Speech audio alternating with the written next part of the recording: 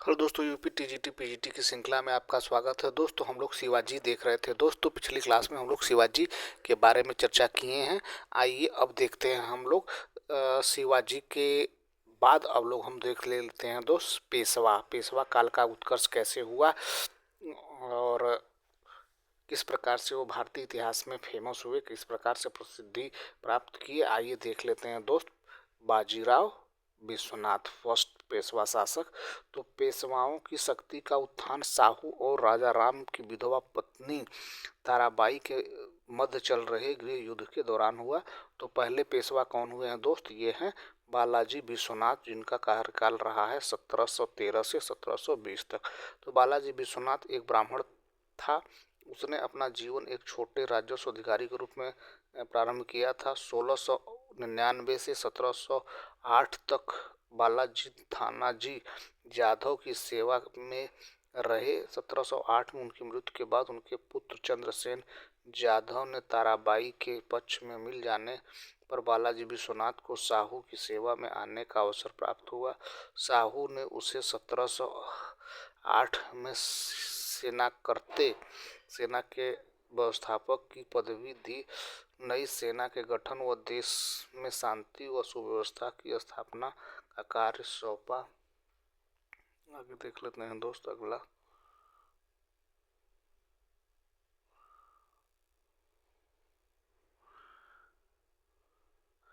बालाजी की सेवा से प्रसन्न होकर 1713 ईस्वी में साहू ने उसे पेशवा या मुख्य प्रधान नियुक्त कर दिया। बालाजी विश्वनाथ की सबसे महत्वपूर्ण उपलब्धि मुगलों तथा मराठों के मध्य एक स्थायी समझौते की व्यवस्था थी, जिसमें दोनों पक्षों के अधिकारों तथा प्रभाव क्षेत्र की विधिवत व्यवस्था की गई है। मराठों की मुगलों के प्रति नीति 1716 के बाद परिवर्तन आया। फरवरी 1719 में बालाजी ने मुगल सूबेदार सैयद हुसैन से एक संधि की। इस संधि की मुख्य शर्तों के अनुसार साहू को स्वराज्य क्षेत्र पर राजस्व अधिकार की मान्यता दी गई। दक्कन के 6 मुगल सूबों तथा मैसूर, तिरुचिरापल्ली व तंजौर में चौथ और सरदेश मुक्त वसूल करने के अधिकार को मान्यता दी गई।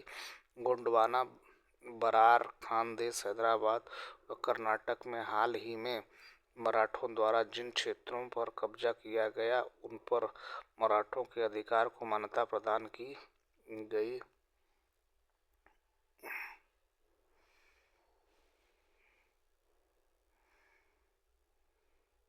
साहू ने स्वराज्य की मान्यता बदलने में मुगलों की सहायता के लिए 15,000 सैनिकों की सेना रखने, चौथ व सरदेश मुख की वसूली के बदले मुगलों के क्षेत्र को लूटपाट से मुक्त रखने तथा 10 लाख रुपए का सालाना नजराना पेश करने का वचन दिया।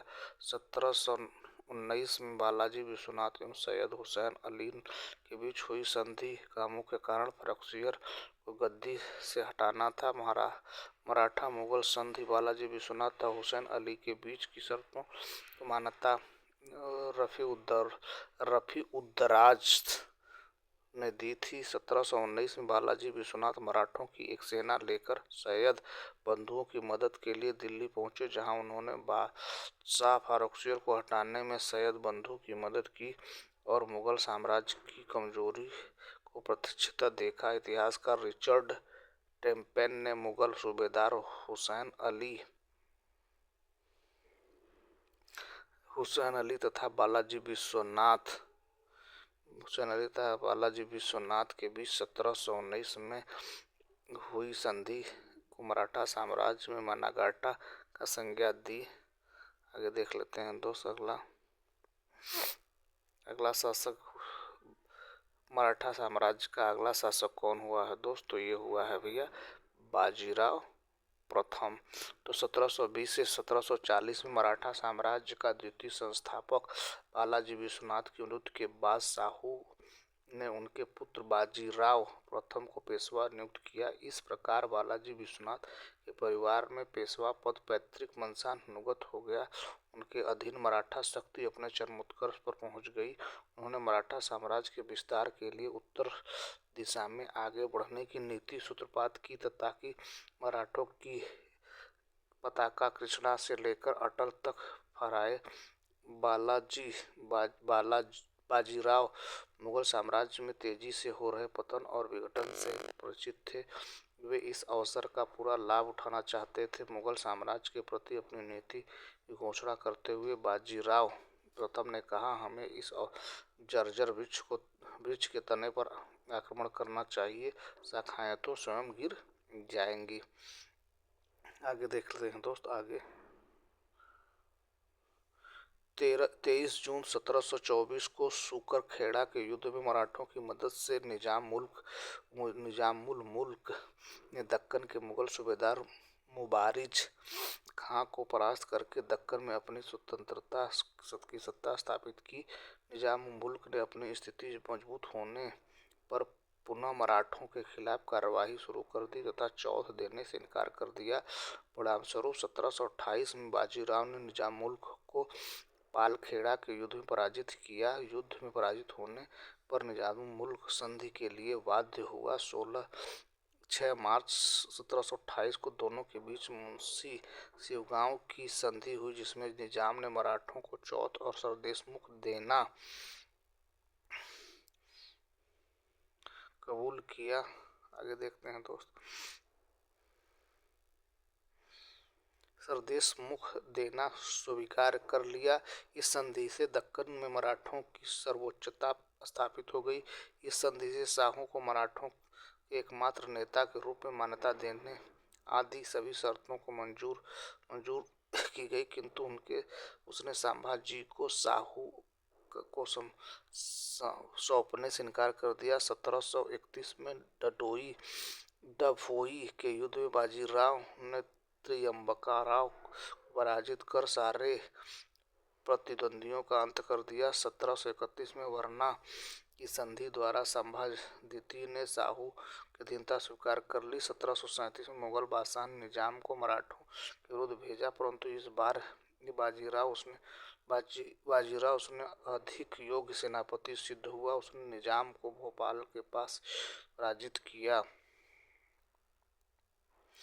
भोपाल युद्ध के परिणाम स्वरूप 1738 ईस्वी में दुरई सराय की संधि हुई। इस संधि की शर्तें पूर्णतः मराठों के अनुकूल थी। निजाम ने संपूर्ण मालवा का प्रवेश तथा नर्मदा से चंबल के इलाके की पूरी सत्ता मराठों को सौंप दी। 1739 में बेसिन की संधि बाजीराव की महान सैन्य कुशलता एवं सूझबूझ का प्रतीक थी। इस युद्ध में बाजीराव ने पुर्तगालियों से सालसेट तथा बेसिन छीन ली। यूरोपीय शक्ति के विरुद्ध यह मराठों की महानतम विजय थी। पुर्तगालियों की धार्मिक कट्टरता, बालात, धर्म परिवर्तन, लूटपाट तथा अत्याचार के कारण तटवर्ती मराठा समुदाय में उनके प्रति घृणा की भावना आ गई। पुर्तगालियों को उत्तरी क्षेत्र की राजधानी बेसिन तथा दक्षिणी क्षेत्र की राजधानी गोवा थी। पुर्तगालियों द्वारा सभी जहाजों को परमिट देने व अपने क्षेत्र के बंदरगाहों में शुल्क चुकाने को बाध्य किया जाता था। आगे देखते हैं दोस्त। अगला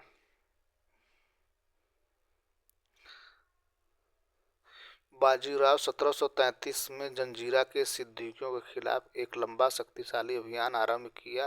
अंतोगत्वा उन्होंने मुख्य भूमि से निकालकर बाहर कर दिया गया। सिद्दी, जो पहले निजाम शाह तथा बाद में आदिल शाह राज्य में सैनिक अधिकारी थे, 1670 के बाद से मुगलों की सेवा में आ गए। बाजीराव प्रथम को लड़ाकू पेशवा के रूप में स्मरण किया जाता था। सैनिक पेशवा तथा शक्ति के अवसर के रूप में वह शिवाजी के बाद गुरिल्ला युद्ध का सबसे बड़ा प्रतिपादक था। शाहू ने बाजीराव प्रथम को योग्य पिता का योग्य पुत्र कहा। बाजीराव प्रथम ने हिंदू बादशाही का आदर्श रखा, यद्यपि बालाजी बाजीराव ने इसे खत्म कर दिया। 1732 में बाजीराव ने एक इकरारनामा तैयार किया, जिसमें होलकर, सिंधिया, आनंदराव तथा तुकोजी पवार आदि के हिस्से की व्याख्या की गई। इसी समझौते ने मालवा में भावी 4 मराठा रियासतों की आधारशिला रखी। तो ये रहा दोस्त आज के महत्वपूर्ण टॉपिक, पेशवा पेशवाओं का उदय। तो ठीक है दोस्त, ये रहा आज का वीडियो। अगर हमारा प्रयास ठीक है हमारे चैनल को सब्सक्राइब करें, तो अपने दोस्तों को शेयर करें। Thank you so much watching this video.